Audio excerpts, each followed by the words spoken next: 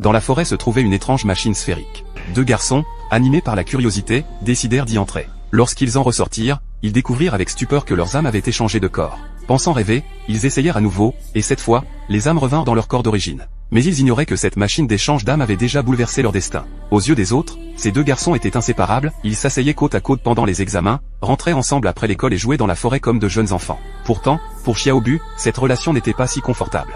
Il enviait même un peu Danny, qui était le beau gosse de l'école et attirait toutes les filles. Xiaobu aimait Lisa, une camarade de classe, mais n'osait jamais lui avouer ses sentiments, et quoi qu'il fasse, il se sentait incapable d'être comme Danny. L'apparition soudaine de la machine d'échange d'âmes fit naître en lui l'espoir de goûter à la vie dont il rêvait, mais il hésitait, craignant un éventuel problème. Sous l'encouragement de Danny, ils échangèrent à nouveau leurs corps, sans se douter que ce serait la dernière fois. Devenu Danny, Xiaobu se laissa séduire par tous les privilèges inattendus. Autrefois maigre et frêle, il était désormais musclé, et surtout, il expérimentait enfin l'attention des filles.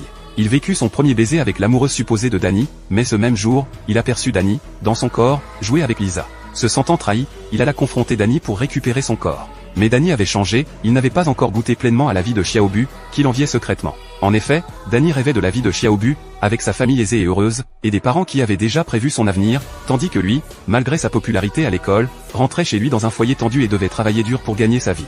Dans le corps de Xiaobu, Danny pouvait oublier toutes ses préoccupations, et lorsque le véritable Xiaobu vint réclamer son corps, il refusa. Furieux, Xiaobu se battit avec Danny dans la chambre, et leur père, accourut à l'appel, prit parti pour le faux fils, chassant le vrai de la maison. Dévasté, Xiaobu prit une décision radicale. Le lendemain, devenu Danny, il disparut sans laisser de traces. Il ne se présenta ni à l'école ni à la maison. Danny, dans le corps de Xiaobu, se précipita dans la forêt pour chercher son ami et le retrouva enfin à moitié mort dans la machine.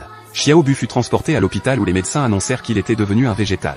Les parents de Danny pleuraient à son chevet, ignorant que leur véritable fils était devant eux. Quand ils demandèrent à Danny ce qui s'était passé, il choisit de se taire. Dans le corps de Xiaobu, Danny ressentait un mélange complexe d'émotions. Il voulait retourner dans la forêt pour inverser l'échange, mais il était trop tard, la machine avait été démontée. La culpabilité et le remords l'assaillirent. Cette nuit-là, Danny entendit un bruit étrange dehors. Avec sa lampe torche, il découvrit un étrange robot qui cligna des yeux avant de disparaître. Aspiré par la vie des autres, il avait finalement perdu sa propre identité. Personne ne sait si l'échange initial avec ce robot était dû à un simple jeu ou à une décision désespérée, mais une chose était claire, tout ce qu'ils avaient jadis possédé était devenu l'objet de leur plus grand désir, et derrière chaque nouveauté séduisante se cachait souvent un prix inimaginable à payer. À notre prochain film.